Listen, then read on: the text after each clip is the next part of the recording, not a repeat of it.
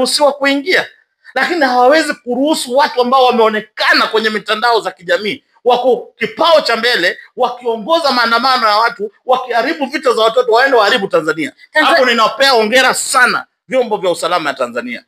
Ninapea hongera sana Mama Samia Suluhu. Nchi ya Tanzania ni nchi ya heshima. Msiharibu kwa sababu unataka, alafu unapata kuna Mkenya hapo chini anasema, "Oh, Kasipul anaongea." You are stupid. Wewe ndio mjinga kabisa.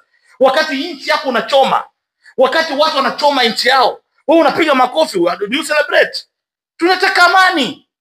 Lakini Kasipul, Tanzania tuna ukaribu nayo kabisa. Ilikuwa vyema hao kwenda kudeport watu wenzetu.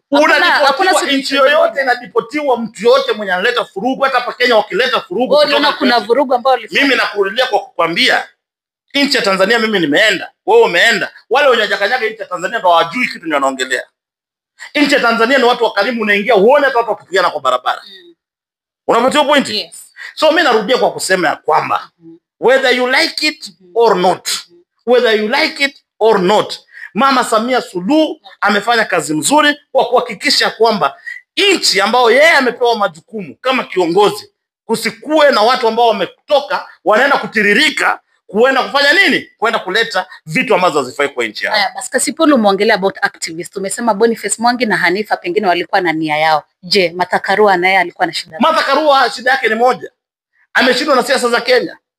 Yeye anafaa kuenda kusupport Mama Samia Suluhu kwa sababu ni mama mwenzake ambaye amesimama. Yeye alisimama rais wa hii nchi.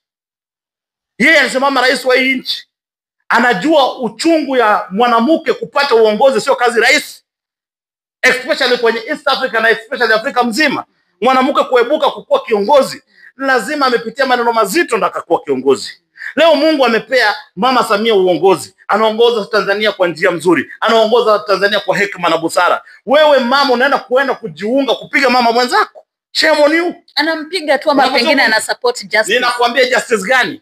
Mama Samia Suluhu ndo ako kwenye historia na rekodi ya dunia ya Afrika Mashariki ya kwamba alipochukua uongozi alisema kama umeai toka nchini Tanzania kwa sababu ya kisiasa ama kwa sababu ya political difference, rudi umekaribishwa. Unapatia pointi? Wapinzani wote walirudi kwa nchi. Wakaambiwa mko na uhuru ya kuuza sera zenu. Lakini hamna uhuru ya kutusi mtu. Hamna uhuru ya kufuruga nchi. So tukue watu ambao leo hii tusikuanga tunasherehekea na kuna shida ambayo iko sahi ambayo ni mbaya sana Kenya hii. Mtu akikufa watu wana celebrate. Mtu akikufa kigongwa na gari watu wana celebrate. Gari ya polisi kianguka watu wana celebrate. Leo hii mimi nataka nikurudilie kitu moja. Ni juu mimi sina uwezo wa kuambia polisi. Naambia polisi siku moja wacheni kazi siku mbili. Kila polisi atoka kwenye station hata kazi siku mbili tu. Hii town hata wewe mwenyewe umebeba mikrofoni hapa utapigwa mpaka utanyang'anywa mikrofoni. Kazi ambayo ndugu zetu maaskari wanafanya ni kazi kubwa sana. Wanakulinda usalama wakati wewe unalala na mume wako, wao wamekaa nje wanalinda usalama wako. Alafu unaenda unakashifu ama polisi ni bure tu, wakufe kama wanakufa. Polisi mimi naomba William Samoei Ruto president wetu ya kwamba leo hii mapolisi hao wanafanya kazi, wanajitolea kulinda usalama ya wananchi. Lakini wanatusiwa kila siku na wananchi. Wanapigwa na wananchi, wanachomewa gari. Waache kazi siku mbili. Wananchi washika adabu ndio wajue umuhimu ya askari. Lakini Kasipul, wewe umekuwa ukisifia